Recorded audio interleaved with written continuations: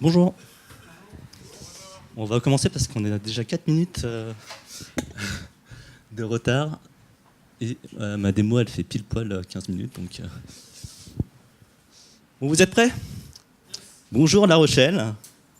Ouais, c'est bon, c'est bon. Oui. Donc j'espère que vous passez un super Jog Summer Camp et que ça va continuer. Donc je me présente, je m'appelle Sun Tan. Je suis développeur Java chez Serly. Et je suis également committer pour le projet Eclipse. Donc aujourd'hui, avec moi, vous allez pair programmer. Donc on va pair programmer dans le cloud. Et on va donc utiliser. Donc l'idée, c'est de faire un peu comme dans Google Docs, sauf que on va pas programmer avec Google Docs, on va programmer donc avec des IDE dans le cloud. Et on va programmer tous ensemble, donc avec des développeurs qui sont éventuellement sur des postes différents et sur des devices différents. Et l'idée, c'est de donc, travailler sur le même fichier de code et de voir en fait les modifications en live qui se rafraîchissent des autres développeurs. Donc faire un peu comme Google Docs, mais pour du code. Donc, je vais donc vous commencer à vous présenter les projets Eclipse Cloud Development, qui sont en fait des projets qui ont été initiés par Eclipse pour essayer de faire avancer en fait les outils de dev et pour les faire monter dans le cloud. Donc on va présenter Orion, Che et Flux qu'on va utiliser. Et ensuite on va attaquer les démos. Donc il y en a deux. Donc la première, en fait, je vais lancer Flux sur un runner Docker Che. Et on va pouvoir programmer grâce à ce runner avec les éditeurs Orion et l'IDE classique Eclipse. Et dans une deuxième démo, je vais vous montrer l'extension que j'ai développée moi-même pour Eclipse. Et on va donc pouvoir rajouter donc un IDE en plus dans le pair programming. Ok, alors pour ceux qui ne connaissent pas, donc Orion et Che sont tous les deux ce qu'on appelle des Web ID, dans le sens où on y accède par le navigateur. C'est-à-dire que le développeur n'a rien à installer sur son poste, tout est accessible par le web, à travers le navigateur. Orion, en fait, c'est un projet qui a été initié par IBM, et c'est un IDE qui est plus orienté pour le développement d'applications web, donc JavaScript, HTML, CSS. D'un autre côté, nous avons Che, qui est initié par Code-Envie, qui est un peu plus hétérogène qu'Orion. Et on va pouvoir développer des applications Java, JavaScript et plein d'autres langages.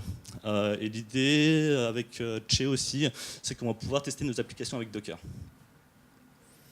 Enfin, le troisième participant, ce sera Flux. C'est un projet qui a été initié par Pivotal et dont le but est d'interconnecter les différents outils, cloud ou pas, pour les faire parler ensemble. Et donc Flux, lui, se base sur une architecture de messages où on a en fait un broker de messages en fait central qui va être utilisé pour relayer tous les messages qui vont être envoyés ou reçus par les différents participants. Donc dans chaque participant, donc ça va être un outil. On va devoir y installer bien sûr un plugin pour qu'il sache parler donc à Flux et donc aux autres participants. Donc dans Flux, si vous allez sur leur site, il y a quelques démos qui sont dispo. La première, c'est celle que je vais vous montrer, donc le pair programming. Il y a une autre démo qui est assez sympa, c'est d'ajouter des fonctionnalités à Eclipse Orion, des fonctionnalités de développement Java. Donc on va pouvoir donc exploiter en fait un Eclipse JDT qui se trouve éventuellement sur un autre poste de développeur et donc avoir de la complétion en Java dans Orion. Et du quick fix, ce genre de choses.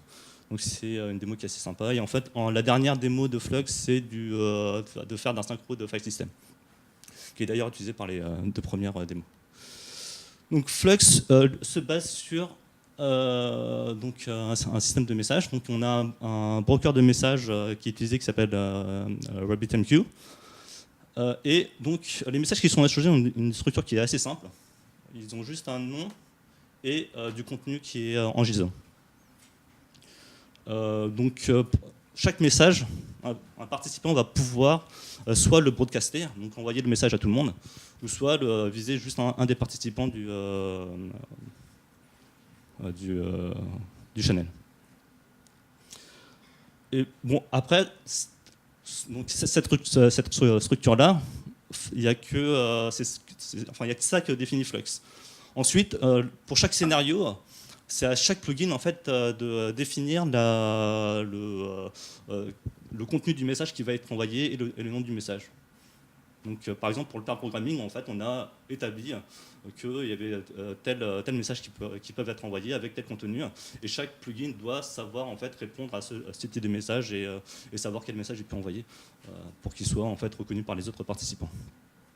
Ensuite, on expose donc Flux en WebSocket pour que ce soit facilement utilisable par n'importe quel client. Les plugins. Donc un petit exemple du Google Chrome DevTools. Donc, on est sur un Eclipse Orion, donc dans le navigateur, et on voit en fait tout ce qui passe en fait dans le channel WebSocket. Et on voit donc que c'est assez simple, hein, donc on a le nom des messages et le contenu en JSON qui défile. Un autre exemple, c'est un diagramme de séquence qui représente en fait les messages qui sont échangés pour le scénario synchronisation de système de fichiers.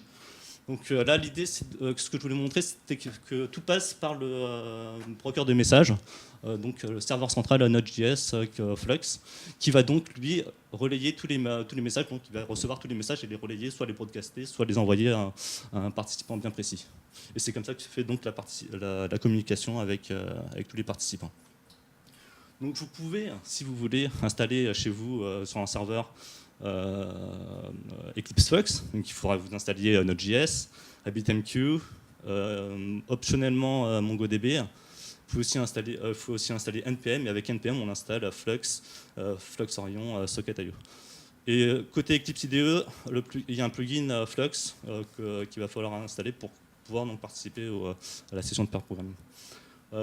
Pour ceux qui ont déjà fait du Node.js et du NPM, on sait tous que ça marche pas forcément bien et que ça peut être différent en fonction de chaque OS. Donc, moi, ce que j'ai fait pour la démo, c'est que j'ai créé en fait une image Docker que je vais pouvoir vous partager et que du coup, vous allez pouvoir utiliser et donc instancier ça un peu n'importe où. Donc, l'image Docker, elle part en fait d'une Debian. Et donc je lui ai ajouté Jackrabbit. Donc j'ai installé Jackrabbit en ajoutant le repo Debian Jackrabbit et en installant. Non, Jackrabbit. RabbitMQ, pardon.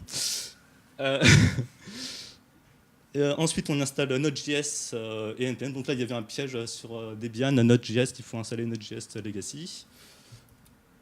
Et enfin, on va installer Flux. Donc on récupère les sources de GitHub, on l'installe avec npm install. Et là, je l'ai un peu patché pour qu'il marche, parce qu'en fait, par défaut, il écoute que sur localhost. Et là, je l'ai patché pour qu'il écoute sur tous les ports, enfin sur tous les ports, sur toutes les interfaces. Et ensuite, on peut le lancer, notre image Docker. Il va exposer le port 3000, donc c'est le port par défaut de Flux.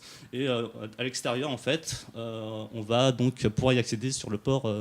Voilà, c'est un port généré aléatoirement. 61 636 de l'extérieur, on va pouvoir accéder donc à Flux sur ce port là et y connecter Orion Eclipse. Donc comme on est chez Eclipse, hein, on va lancer notre image Docker sur un Eclipse qui tourne chez Codenvy.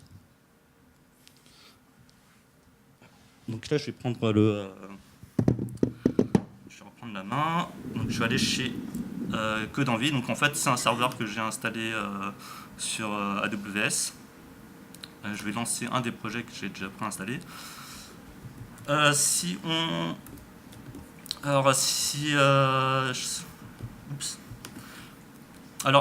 fait, le Docker, le runner Docker que je vais utiliser ressemble à ça. En fait, dans Unix Flux, c'est une image Docker qui est déjà en fait pushée sur Docker Hub. Donc en fait, le vrai fichier Docker ressemble plutôt à ça, donc c'est celui que je vous ai montré pas tout à l'heure. Et donc, dans les runners dans Eclipse, je peux lancer en fait des images Docker customisées. Et là, en fait, j'en ai préparé un pour la démo avec le code en fait du Docker à lancer. Donc, si je le lance, je vais attendre que ça se lance.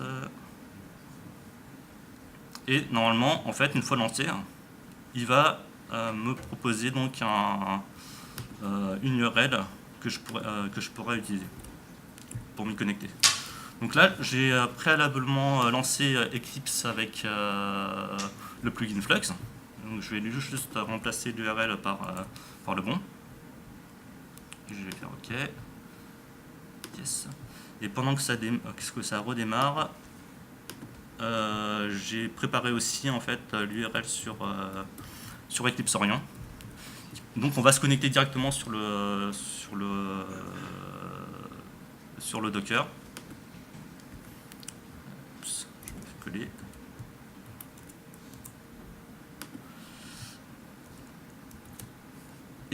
Et voilà, déjà j'ai déjà en fait les deux fichiers qui sont synchronisés. Avec ici un IDE. Donc si je recherche mon WebSocket.io, donc c'est où est-ce qu'il est? Je ne le retrouve pas. Je ne le retrouve pas, c'est pas grave. Et ce que je vais faire, c'est que je vais tuter l'URL, comme ça, si vous voulez, vous pouvez rejoindre la session. Donc voilà. Donc si je commence à modifier, hop, oups, je mets bonjour La Rochelle. Vous voyez qu'en fait, toutes les modifications sont automatiquement en fait retransmises sur l'Eclipse qui est ici. Hop, je ferme mon commentaire. Et puis pareil dans l'autre sens. Hein. Donc ça marche bien. Bon, c'est cool, non? Ok. Donc, personne ne veut rejoindre ma session. C'est pas grave. Deuxième démo. Alors cette fois, en fait, on va utiliser l'Eclipse Che que j'ai, enfin l'extension Eclipse Che que j'ai développée. Il faut savoir que Eclipse Che, lorsqu'on développe en fait une extension pour Eclipse Che, l'extension va pouvoir en fait écouter sur des événements que renvoie l'IDE.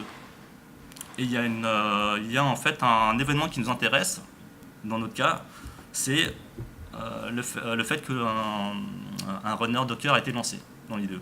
Donc en fait, ce qui se passe, c'est que moi je peux intercepter dans mon extension cet événement, et du coup savoir en fait que c'est un Eclipse Flux, un serveur Eclipse Flux qui a été lancé, parce que je sais qu'il expose le port 3000, et je vais pouvoir automatiquement me brancher dessus, et du coup ouvrir, lorsque j'ouvre un éditeur, enfin un fichier, je vais pouvoir donc du coup participer à la session de pair programming. Et donc participer. Donc tout à l'heure je vous ai caché l'Eclipse Che.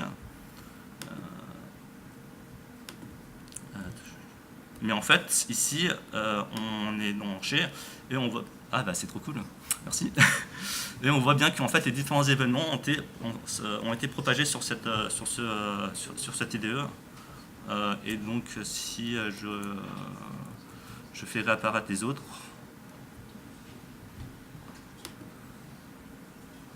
toujours au premier plan, et le rayon. Oups, ça marche, oui ça marche. Ça marche. J'ai jamais testé à plus de 2. Hein, donc, ça marche. Ah oui, je voulais montrer autre chose, c'est que ce que je peux faire, je vais le mettre en premier plan, c'est que en fait là du coup j'ai plus besoin de partager l'URL en fait avec le port qui a été généré par Docker, car maintenant que je suis dans Che, je peux juste partager l'URL de Che, donc le workspace en fait, et donc rejoindre la session de pair programming. automatiquement, parce qu'il va lui, Che, en fait, connaît en fait ces instances Docker qui sont lancées. Pardon. Et donc, je peux rejoindre ma session normalement si je fais ça bien. J'ai trop de fenêtres.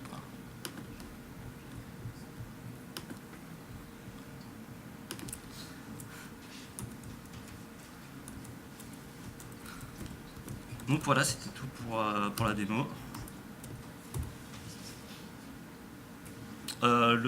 Les sources de l'extension sont sur GitHub. Et si vous avez des questions, vous avez moins 4 minutes. Tu l'as utilisé en réel avec des vrais développeurs pour faire des vraies sessions de pair programming? Ouais, on a testé une fois avec Stéphane au tout début en fait. Et puis bon, ça marchait pas, ça marche. Après, le truc, c'est que voilà, effectivement, on n'a pas testé à plus de 3 ou 4, mais on peut bien imaginer que. Enfin, le truc n'est pas forcément super robuste. Mais en fait, c'est pas très grave parce que de toute façon, on est juste deux. Et puis, si jamais en fait, il y a un problème de synchro, ben, on recommence et puis voilà. Donc, c'est juste partager les fichiers. Vous l'avez fait à deux en même réseau ou Non, moi j'étais à Paris et puis Stéphane était à Poitiers. avec un Skype à côté Ouais. Mais c'était même pas cette version, c'était... Ah, c'était la première version de Flux. Voilà, j'entends les applaudissements de côté. Ben, merci.